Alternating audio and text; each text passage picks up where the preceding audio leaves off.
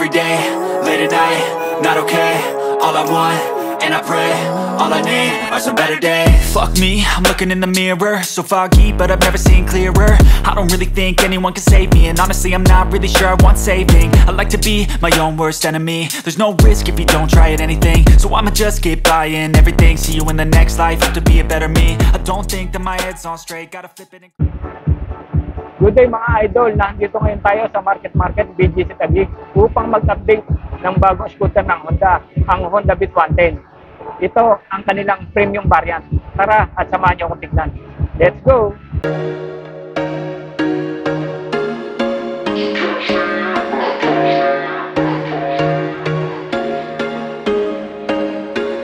There was once a day that I would pray for you. I'd go and misbehave just so you'd notice too. Sneaking looks up and down from across the room. And damn, what a hell of a view. I feel good, you look great, I like you, I can't wait. A first time, a first date, you're so fine, I'm so late. You sip wine, I drink straight. Don't waste time to my place. I feel my heart erase. So catch me if I fall.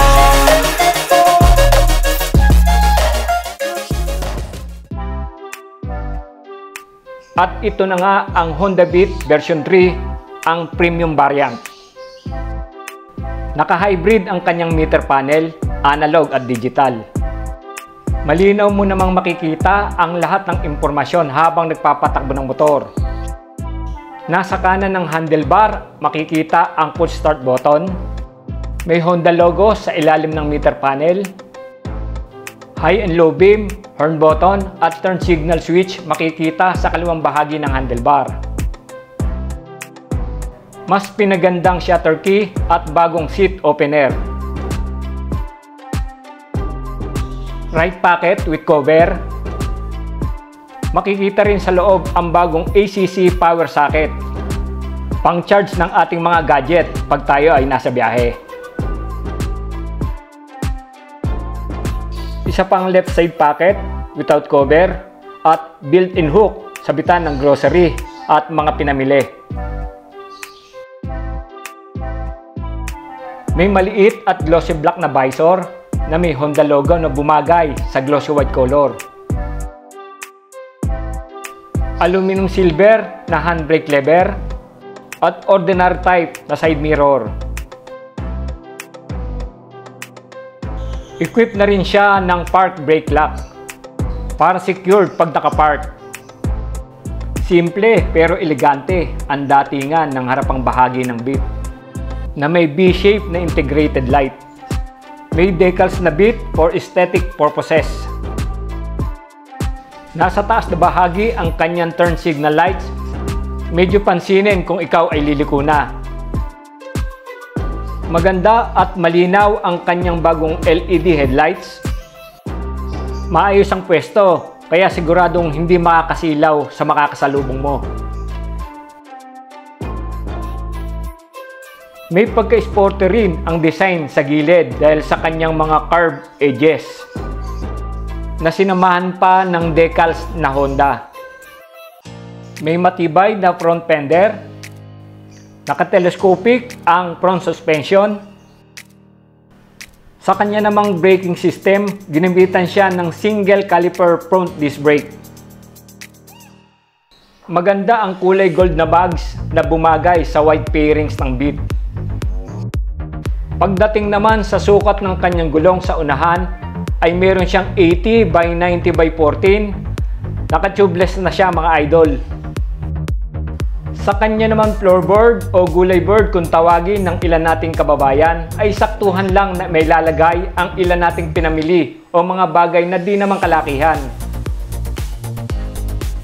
Kahit medyo makitid, maayos rin naman ang upuan, medyo makapit sa anumang klaseng tela ng ating pants.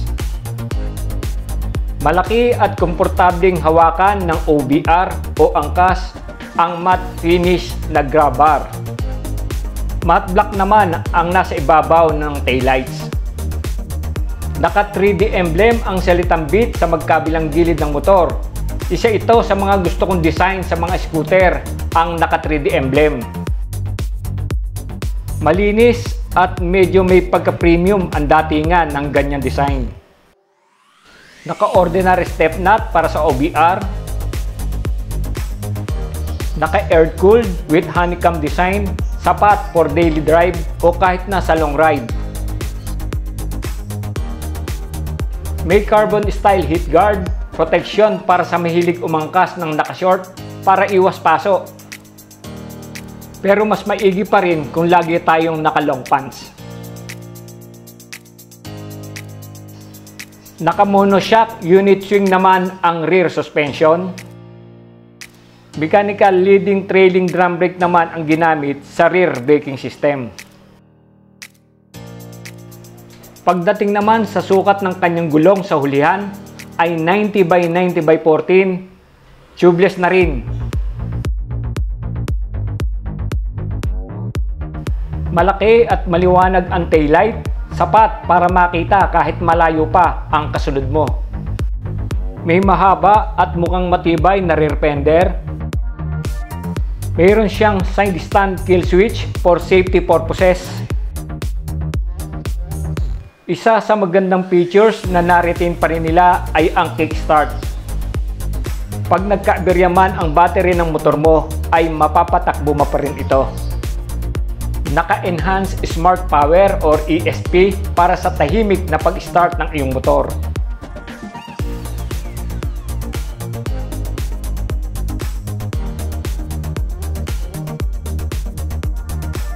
May 12 liters na luggage box, sapat para sa mga tools, some documents, at ilang pangangailangan tulad ng kapote o jacket habang nasa biyahe.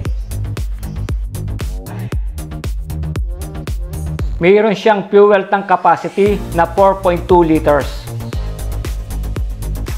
Ang bit ay may displacement na 110cc, 4-stroke, 2-valve, single overhead cam, at meron siyang maximum power na 6.63 kW at 7,500 RPM, at meron siyang maximum torque na 9.3 Nm at 6,000 RPM.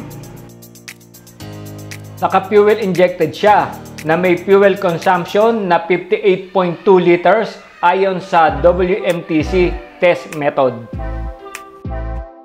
Pagdating naman sa kanyang dimension, merong siyang height na 1,074 mm, width na 669 mm, length na 1,877 mm, at ang kanyang bigat ay 90 kilos. Meron siyang seat height na 742 mm at meron siyang ground clearance na 147 mm. Ito ay nagkakahalaga ng 72,400 pesos.